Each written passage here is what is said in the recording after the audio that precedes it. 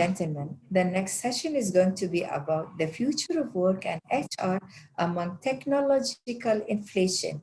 It will be presented by Jessie Quintilla, who is a certified HR leader passionate about creating positive change in a mission to find talent who share the same passion. AES International Global Wealth Management and International Employee Benefits. Ladies and gentlemen, join me in welcoming Jessie Quintilla. Jessie, the floor is yours. Thank you very much. Good morning to everyone. Before I'll start, I just wanted to share my screen and check it first that it's working properly. Right. Can I just confirm, please, that you can see my slides and that's it, nothing else in there? That's right. There's nothing else in there. We can see you and hear you clearly. All right. Thank you very much. Right. So before I start, I just wanted to say thank you so much to actually Yasmin Badilaziz for connecting with me on LinkedIn. And of course, thank you and congratulations to the chairman, Mr. Abdul Qadir Ubaid Ali, and the rest of the UAE IAA team for organizing these learning and sharing events amidst all the challenges. So it's very incredible to see the lineup of speakers that we have for the last 2 days and the participants' engagement. You know, they're asking questions. So I am humbled to be part of this momentous event. So the topic I will share with you today is based on the experiences I had during the pandemic. Okay, so just before we do that, so as you can see, it's about the future of work and HR among technological inflation. I understand that the majority of us are analytical due to the nature of our work. So I wanted to manage your expectation that you won't have much of it from my presentation today, which I think is kind of a good break from dealing with the data, you know, on a daily basis. So as I've mentioned, it's gonna be the topic we'll be sharing with you the experiences I have and how we could thrive during those difficult times. So let's get down to the topic. 2020. Wow, what a year it has been. The world stood still. COVID-19 pandemic has impacted nearly everyone, and some more than others, and has accelerated the workplace changes as well. It has disrupted the way that we live, the way we work. It has shaken us and has made a life-changing intervention to our daily lives. Our basic needs are under threat. You know, the physiological, if you're going to look at the triangle, the food and the shelter, our safety and security, health, employment, and even our sense of connection. When everything was becoming a reality for us, we had to make a decision to either survive, thrive, or reinvent. The big question is, how are we going to get through this? So adapting to change requires resiliency, agility, and of course, a rapid transformation. And since I'm an HR professional, my biggest concern is to drive positive employee experience in a very high performing culture where I am in, and it's a constant changing work and employee expectations. So it is just beyond providing services and support to our employees. It's about leading at the front. It's about embedding the adaptive technology to enable my organization to deliver its results and to ensure that we keep having care and concern for our people's well-being. So today, I will share with you a story of how we thrive as a collective people whose vision is to create positive change, not only for our clients, but most importantly, for our people. So on March 22, 2020, Dubai started an 11-day sterilization campaign as an effort to contain COVID-19. And I'm sure most of you would remember that night. Within a 24-hour window, we have sorted out the logistics to ensure that everyone can work from home with minimal disruption. We have instigated our business continuity plan, and we've executed its protocol right away.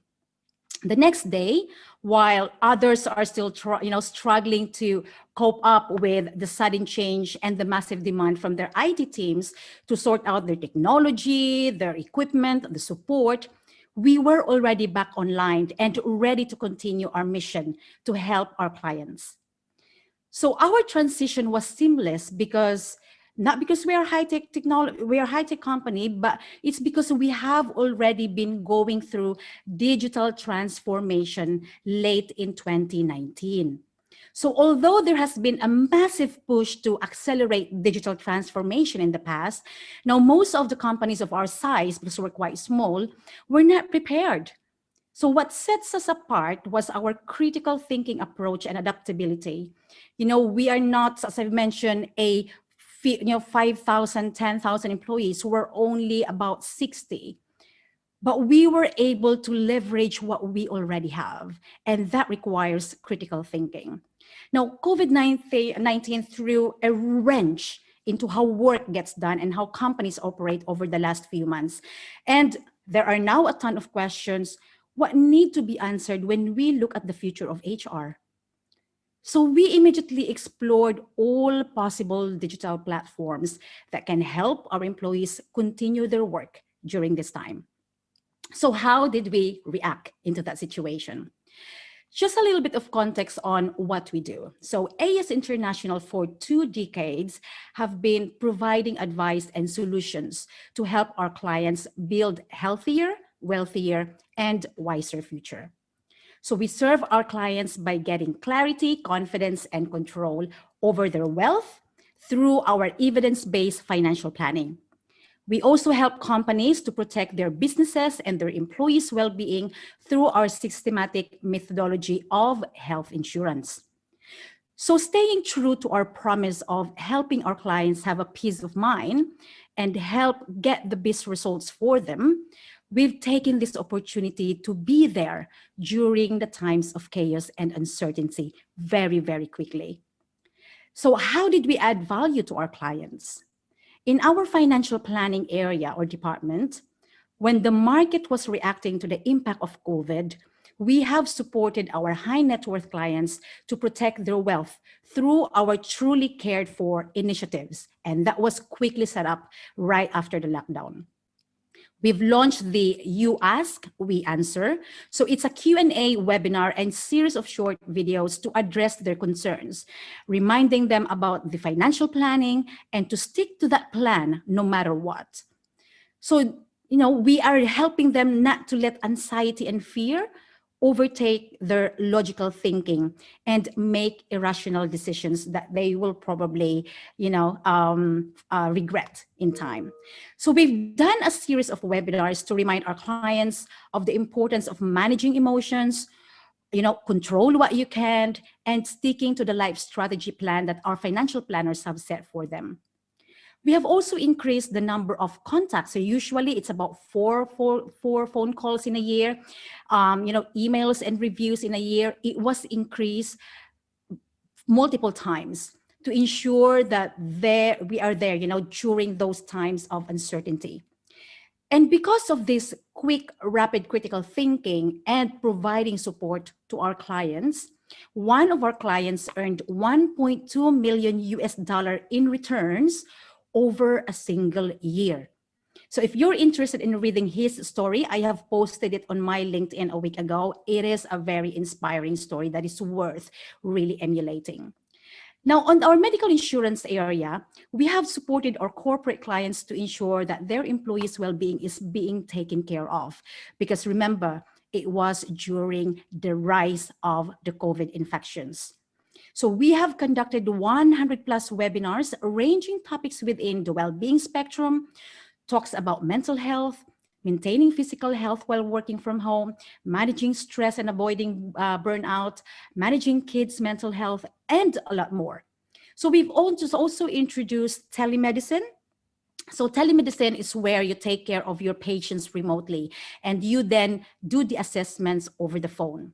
We've also encouraged them to use the employee assistance program for people who just wanted to talk about their anxiety, if they have, poor mental health or they're struggling to, psychological reasons. It's actually free of charge and it does not affect your premium. So we've done also counseling sessions for all of our clients and their employees. We've done preventive health screens. We've done a wellness survey to understand their primary needs and then cater our activities around them. All of these initiatives are done by adapting technology. Now, this is not possible if we have not taken care of our employees first. Our people are the core of everything that we do. And yes, we have taken care of them and really, really good care of them. So later in the slides, I'll share with you what we have done for them. So I'm just going to move on to the next topic, which is quite, it has been discussed all throughout these 2 days. So the rise of work from home. As I've mentioned, within 24 hours, we were able to set up everything at home and to ready to rise and be at our best version so we can continue to service our clients. Now, when we were all forced to work from home for a certain period of time, companies and individuals have discovered that the future of work is already here. We have unraveled the benefits of flexibility and agility as a company and as a workforce. Now, bear in mind, before COVID, our organization and our culture doesn't cater to flexible working or working from home arrangements. But within a very quick period of time, we were able to adapt it. So we have to quickly adapt all of our daily activities remotely. We've incorporated care in our 15 minutes daily morning huddle. So aside from just talking about your priorities that day within your team, we also spent time to ask people to label their emotions that day, how you are feeling. Is anyone who is anxious or scared? And then we made sure that within my HR team is that we're doing our quick rounds of calls to check on them, on everyone almost every day. Now, our CEO as well have made calls on everyone between those first 2 days that we were on lockdown, just to check how they are feeling and directly addressing one big question. And I'm sure you could probably guess, will I lose my job? So addressing this right away made everyone have sense of clarity, confidence, and control over their jobs. With the issue being dealt with and out of the way, they can focus on helping the organization help our clients. So the day of going into the office and working in a cubicle or working an open plan are already dwindling. Work schedules are changing, meaning the average work day isn't 8 a.m. to 5 p.m. anymore. Sometimes it could be 1 p.m. to 11 p.m. or other combinations of hours that you could think of. Commonly, it's known as flexible scheduling. It's already becoming a significant part of the future of work. Now, during COVID, when we were all asked and allowed the 50% of the population can return to the office, we have applied the flexible scheduling because people who are taking public transportation would then require much more time because there's a restrictions and the social distancing regulations. So when we moved from work from home, so that was from March to June 2020, we have asked our people, what was the journey it was like for them? There have been a mixed bag of reactions. Some like it because, it's fewer distractions, no commuting. They had more time with family. They had more time to do their morning routines, exercise, which they find very, very challenging when working 8 to 5. And although we've identified a lot of benefits of working from home, we have also discovered during those questions that this flexibility is not really for everyone. Okay, so if you are a CEO, a leader of a company, a leader of the organization, or if you're a manager or an HR, please bear that in mind that not everyone can effectively work remotely. So I'm sure you've seen a lot of changes with your people, parents who have to attend their children, especially if they are studying online, people who are staying in shared accommodations, they've struggled to find a place to work where they could not be distracted. Our employees' poor mental health was also on the rise. And worse, the increase of utility bills because everyone is already at home. So others have lost their productivity due to distractions at home because almost everyone was online, and not everyone is fortunate to have 5 bedrooms or 3 bedrooms, where they stay. So it was very disruptive. There was also pressure to do more and work longer hours, which are either by demand or was self-imposed. Now, they were telling us that they were losing the boundaries of work and personal life. And in doing so, as a consequences, they were losing time for personal pursuits. So some said they weren't taking even breaks or were eating lunch very late. So those are the things that you could probably start thinking of if you want to implement this type of remote working. Now, technology, as I've said, if it's not managed properly, it could be detrimental. So one of the drivers of people feeling the pressure in virtual meetings, like I think we always have that word that you have over zoomed today. There's a lot of virtual meetings. We've heard about people feeling burnout because they're all just in back-to-back Zoom meetings.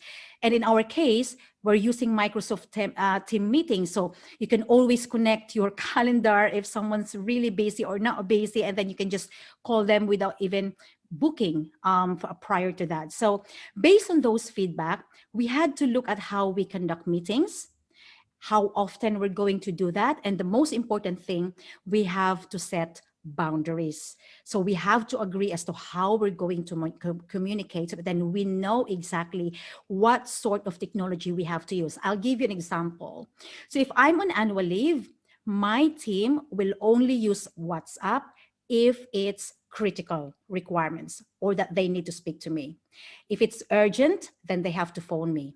If it's just for FYI, then they have to use my email. So understanding those boundaries and setting that within your team will really manage that expectation and help them in terms of their mental health. People also have concerns over their home workstations. So not everyone could immediately buy a workstations at home, or even if they could buy, they're probably quite small enough for them to put that in. So they also talk about mental health and the ability to use the tools remotely. Now, yes, we have this technology, but not everyone is really fluent, digital fluent enough to actually manage those technology.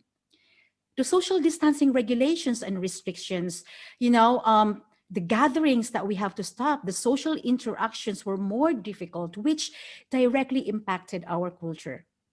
So this presents a fair amount of challenge, as you could probably imagine, and a big one for us in HR centers on employee engagement. So we recognize the fact that we need to pay more attention to it rather than our profitability. So people first, and then we look at our profitability. So we took the opportunity to review our people strategy, and then we look at our employee experience. So at that point, we immediately launched LinkedIn Learning in our AES Academy. And in that same week, we've also assigned them to a collection of short videos and courses to address those challenges. So our number one priority was the health and safety of our employees. We have assigned everyone to go through our LinkedIn learning pathways to complete the training about emotional intelligence, adaptability, information about effectively working from home. So obviously the mental health and the well-being videos. We've also done dealing with loss and grief, caring for their family who may have been made redundant or who may have lost, because of COVID. We've created protocols to ensure that they remain protected while they're at home.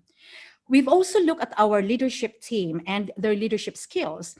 So we've also equipped our leaders and reminded them about the importance of being empathetic and how to create psychological safety.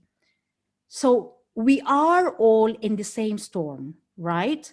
But everyone sits in different boats. So being mindful of our employees' state of mind and how to have regular conversations with them, which is you could have done it, we have done it remotely, will increase that level of trust. The third one of our priority was upskilling our people to be more tech savvy and to use technology as an enabler rather than a disruptor. So even things like how to use Teams and the apps for collaboration and support, we've gone through all those trainings for them. Throughout this process, we have anchored on our core values, which is knowledge, integrity, and teamwork, or we call it KIT. Now, knowledge is about improving ourselves and the lives of others by gaining and sharing expertise. Integrity is treating others as how they would like to be treated, which is the platinum rule. And then teamwork is seizing those opportunities to benefit our clients and each other. So in everything that we do within the organization and all of the HR initiatives, we ensure that our core values have been embedded in all of those initiatives. Right. So let's get down then to what we've done, right? So how did we take care of our people's well-being? So the one I'm showing to you now is a snippet of our SharePoint page. It's an intranet page that we use and it's managed by HR. So because AES care about our talented and loyal and passionate team, we offer them not just excellent benefits even before COVID. So we've built a company where personal and professional growth is just as significant as business growth, as you can see from our core values.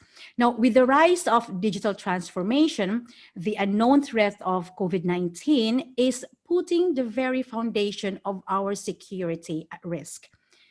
Attention to health and well-being will definitely endure. And well-being at work is no longer a niche. It's not anymore a buzzword. It is a critical part of our well-being, impacting our engagement and performance at work. So in our organization, keeping our employees' well-being is part of what we do every day. We were not immune. I mean, since 50% of the workforce were allowed to return to office in June, we had almost 10% of our population contracted the virus. But we were able to contain it quickly and have been a COVID-free workplace for the last months. Now, Employee Wellness Program is an AES initiative as part of our employee benefits package. So as we make the world healthy, wealthy, and wise, we recognize our ability to achieve this successfully depends on our employees' well-being. Because if you don't have a healthy workforce, then you won't be able to provide support to your clients. And if you don't have a happy clients, that it will spiral down. So our wellness program was created to promote every outcome that will make them healthier by providing a healthy workplace, which is one, and at that time during lockdown, a healthy personal space. This is to ensure that their health and well-being is not compromised. Our activities revolve around 7 dimensions on the well-being program. So that will be intellectual, physical, social, environmental, financial, spiritual, and emotional. So our initiatives, if you can see from this page, is one of that is we immediately launch the safe space. So the safe space is it is something that HR can have conversations with employees. Okay, so we believe that our professional lives are interwoven with our personal lives. There is no work and life, work and personal life balance. It is interwoven. We come to work every day bringing the wholeness of who we are, our dreams, our hopes, our struggles, even our personal issues. We bring them into the office. When we have to work from home, we have to do this remotely through all of our videos and online initiatives. So safe space is a supportive environment where an employee can have an equal and open discussion off the record. So the reason why we've done that is we don't want them to have fear that maybe if they will start talking about their issues with their managers, that they will be there was a fear of reprisal. They might be criticized or they might be judged. So I'm a coach, a certified coach. I use that skill set to have those conversations with our employees. It is a psychological safety place where you can actively talk about difficult, awkward, and important issues that you may be dealing with at that moment. You can let down your guard, you can express anxieties and fears, and be able to find support at that time. It is a place to be heard, to be believed, and to be supported. So far since we launched that, I've already had about 3 conversations of people that have really struggled mentally and emotionally, and we were able to support them, and they are now a productive members of our team. Second is using the SharePoint. This is the system that I've mentioned to you. We have created a dedicated page, as you can see in here. It's about COVID-19, where we post updates from the government, regulations, tips and statistics about the cases, because people always feel like, oh, the cases are really increasing now. And so we've shown them the statistics of UAE and how we are compared with the other countries, because we're doing really well. I mean, I must commend the government, for controlling the spread of the virus and ensuring that our economy can withstand the impact. So giving them those statistical data has addressed those anxieties for them. Even at home, we did some health challenge as well. So if you look at this side here, we've done that mental health challenge, and we reward people who have completed them. So this is all about breathing exercises, walking, stretching, yoga, and it's for the whole month. The monthly wellness tips as well we've done that all throughout the year, and this is now running on our 3rd year, where we help them get through, those health problems that they may have, and just raising awareness for all of our employees. We've also encouraged them to use our medical insurance employee assistance program, or EAP, which I have mentioned to you earlier. We've encouraged our clients to do that. And we have given them access to well-being apps like Headspace and Calm to help them, reduce the pressure and make sure that we take care of their mental well-being. Around June, we've done a virtual drum circle. So if you can see from the bottom left, it was an event that just to help the team, find the rhythm and the rituals, so they can get traction and not like really spiraling down the performance. So it was done virtually, and it was chaos, but it was fun. Everyone is just like bringing whatever plastic they can have at home and just create a rhythm while we're doing the drum circle. So it was really good exercise as well. All of our existing initiatives in HR has pushed through, as I've mentioned, virtually. We've done virtual rewards and recognitions. We've done virtual meetings and town halls. We've done virtual social events like, we share team lunches together as a team. As I mentioned, team building. We've done virtual wellness challenge, and a lot more. There's a lot of activities that have been going on even we're on lockdown. So when we were allowed to return to work, we were able to pivot and accelerate out of that curve. We were able to retain our highly valued clients, and we end up our fiscal year of 2020 as one of our best year ever in terms of profitability. So aside from putting more attention to our team's well-being, our second priority, as I've mentioned, was to upskill them. So we wanted them to develop technical and soft skills that will keep them employable, will make them adaptive and ready for the future workforce need. So with this in mind, we have increased visibility in learning. Building from our AES Academy, we have launched, as I've mentioned, the LinkedIn Learning System, and we have given everyone access to online courses where they can take it anytime and any way they want. So with the technology that we already have, our people can continue to access those learning on the go and on demand. Your question might be, why have we done this, and why we should continue to invest in our people skills? Now, according to Korn Ferry, one of their studies predicts that by 2030, a global human talent shortage of more than 85 million people will exist. That's an astonishing prediction. Could be scary, but changes are expected well in advance of that year. And this COVID has accelerated that changes. According to Deloitte, 40% of today's Fortune 500 companies won't exist in 2025. And additionally, the World Economic Forum predicts 133 million new jobs will be developed by 2022 through artificial intelligence. Astonishing figures. Another stats I would like to share with you, as per World Economic Forum, 65% of the children that are entering primary school now will hold jobs that currently don't exist. And according to The Economist, 50% of jobs are vulnerable to automation. And lastly, according to Future of Work, 63% of jobs will be soft skills focused by 2030. So let's pause here for a bit, and I will allow you to digest this data. For HR, this data points to a very obvious path. We need to prepare our company and our people for the future of work. So learning new skills, I like what Ms. Anna mentioned about being a lifelong learner. Learning new skills and building on existing competencies will be crucial to companies who wanted to remain competitive in the current climate.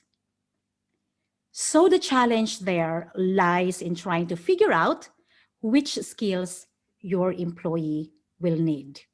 And this is where your HR will then come into play. HR professionals and company leaders are looking for ways to meet the evolution head on, and at the same time, attempt to get ahead of it to prepare their workers for what's to come. So I would like you to consider, some of these data points and take it back with you into your workplace and have this discussion with your HR people. Those statistics point out a genuine need on the part of HR professionals and the teams to put in an effort now to prepare our people and our organizations for this projected reality. So that is just one of the many reasons why we have invested in our people skills development, and we will continue to do so.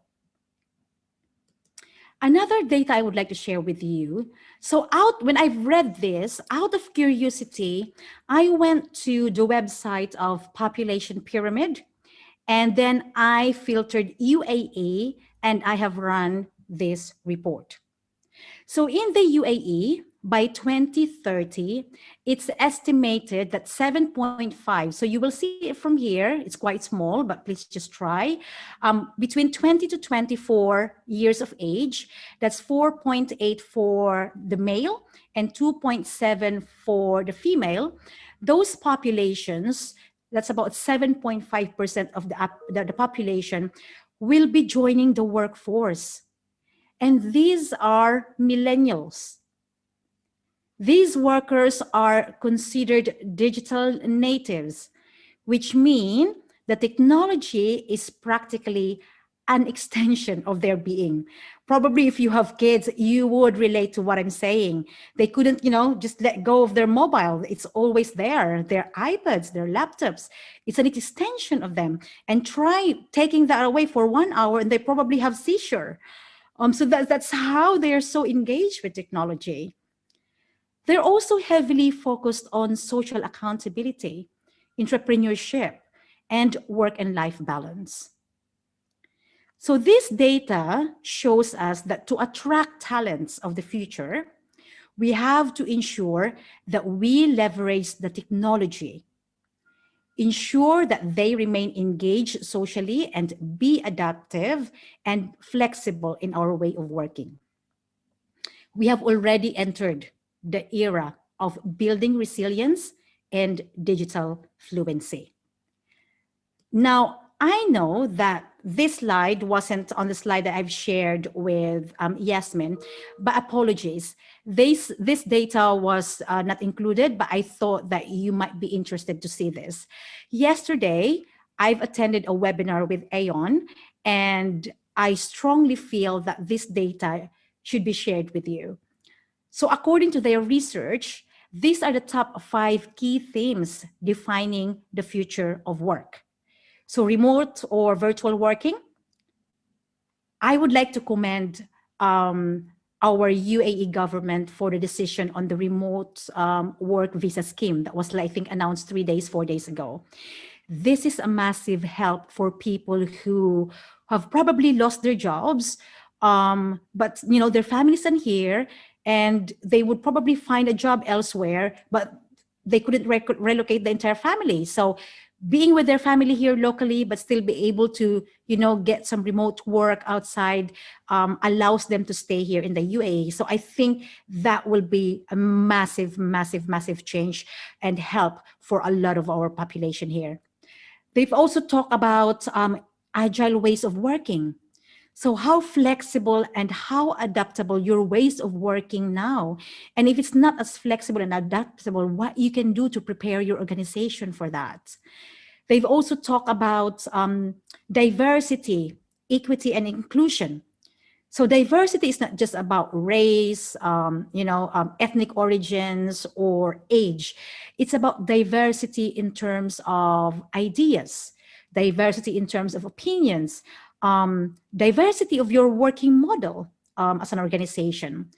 And equity and inclusion is all about, making sure that you are including all of your people when you are making major decisions.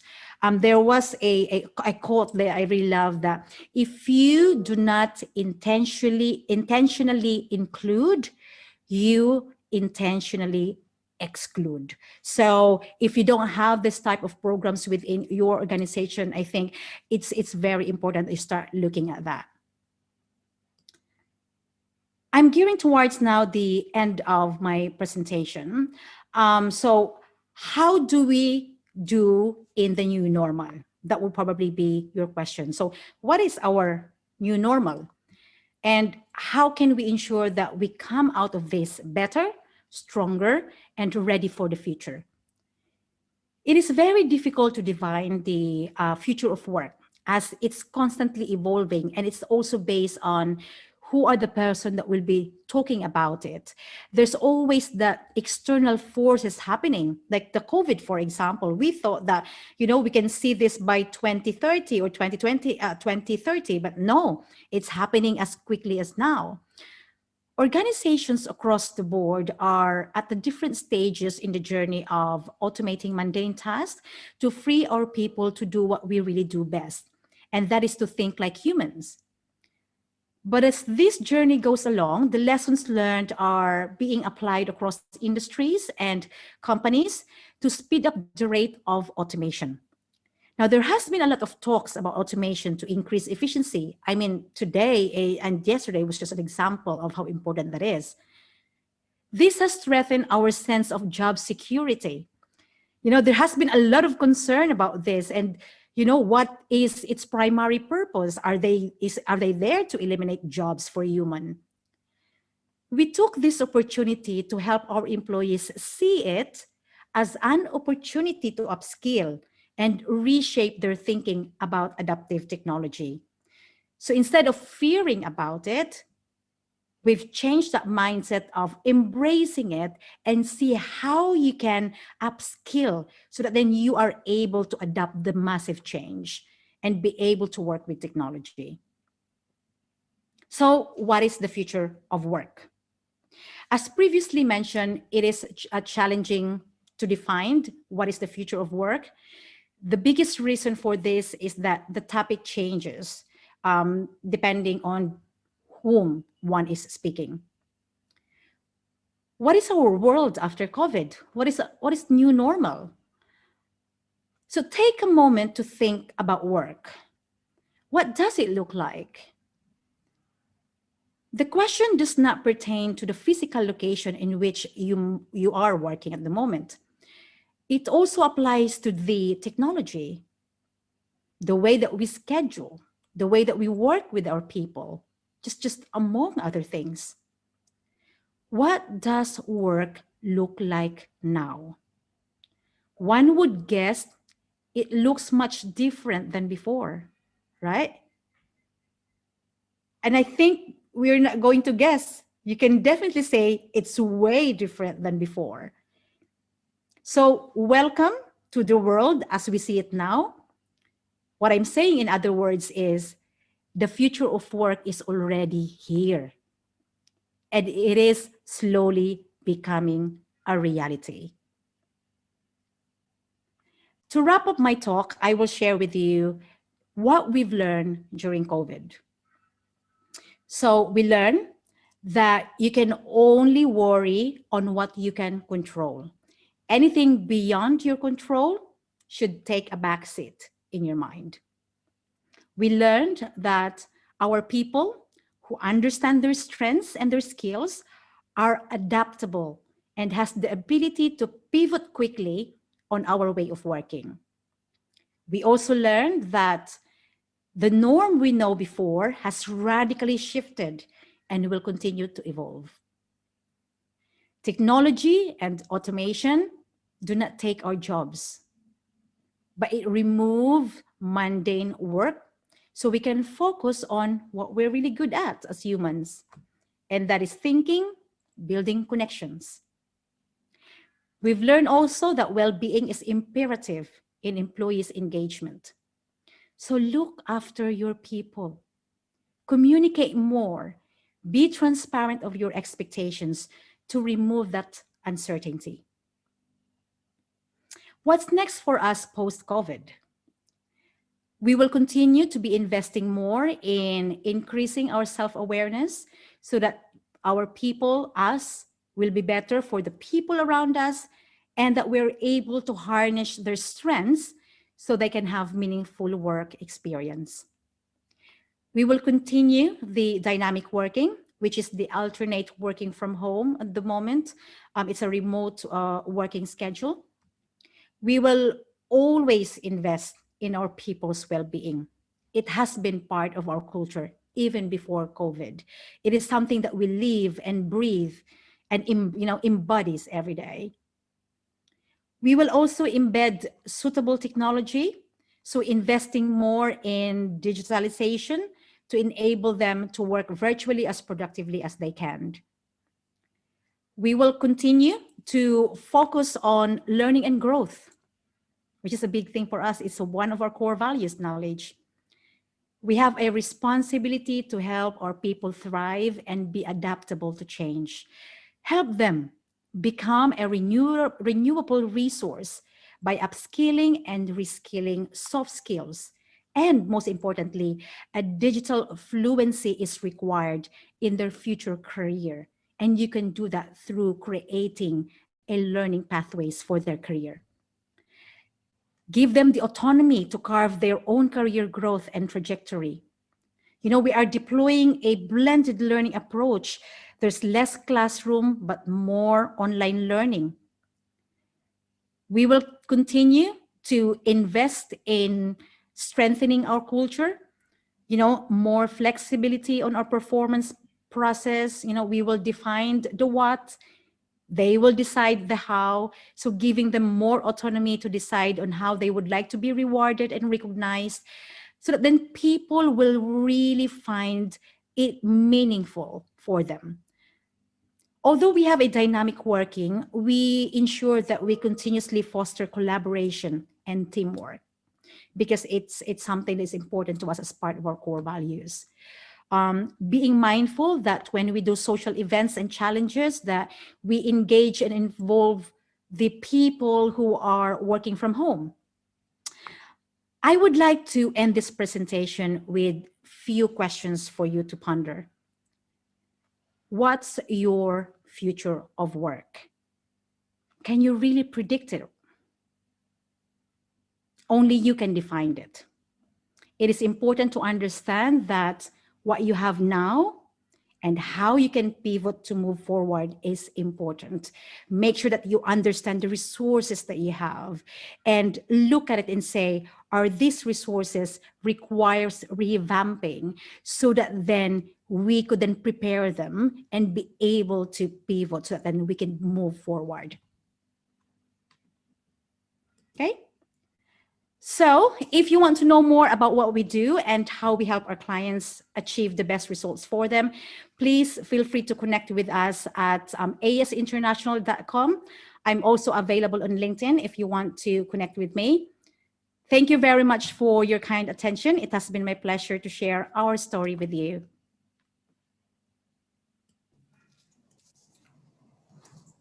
Thank you, Jessie. It was very nice to listen to you talking sincerely about your personal experiences and the lessons learned from COVID-19, especially focusing on what is in there for us after the COVID-19. We hope this era will be over as soon as possible. Thank you very much for being with us. Thank you. Thank you. Thank you very much. Take care. See you.